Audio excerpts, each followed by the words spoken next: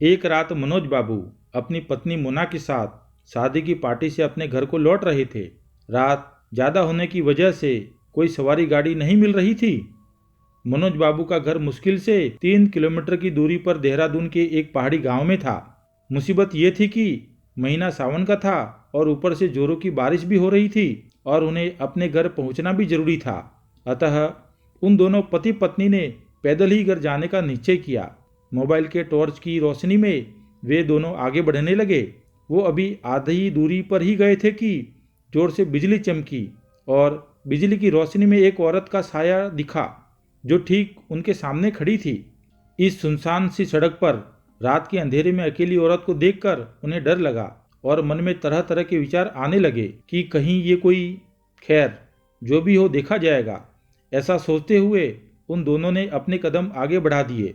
लेकिन बिजली अब बार बार लगातार चमकने लगी थी और उस बिजली की चमक में वो औरत दूर से ही साफ साफ दिख रही थी।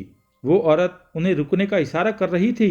उसे देख मनोज बाबू की पत्नी की तो हालत ही खराब हो रही थी। लेकिन मनोज बाबू को अब लगने लगा कि ये औरत शायद कोई मुसीबत में है। मनोज बाबू जब रुके तो वो औरत उनसे हाथ जोड़ते हुए बोली, भाई साहब प्लीज़ मेरी मदद कीजिए। तेज बारिश और पहाड़ी ढलान होने की वजह से मेरी गाड़ी का एक्सीडेंट हो गया है।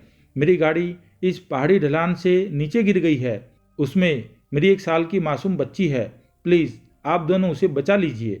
इतना कहते ही वो औरत आगे आगे चलने लगी और न चाहते हुए भी मनोज बाबू अपनी पत्नी के साथ उस अजनबी औरत के पीछे पीछे चलने लगे। लेकिन एक अनजाने भय से उन दोनों का दिल जोर जोर से धड़क भी रहा था। जैसे ही वे दोनों पहाड़ी से नीचे उस गाड़ी के पास गए तो उन्होंने देखा कि गाड़ी में एक प्यारी सी मासूम बच्ची रो रही है। मनोज बाबू ने बच्ची को गाड़ी से निकाला तो पाया कि बच्ची बिल्कुल ठीक है। मनोज बाबू ने उस बच्ची को अपनी पत्नी की गोद में दे दिया। फिर मनोज बाबू को लगा कि ड्राइवर के सीट पर भी कोई है। जब वो आगे जाकर देखे तो उसके होश उड़ गए, क्योंकि ड्राइवर की सीट पर वही औरत खून से लथपथ होकर मरी पड़ी थी। मनोज बाबू को अब सब कुछ समझ में आ गया था।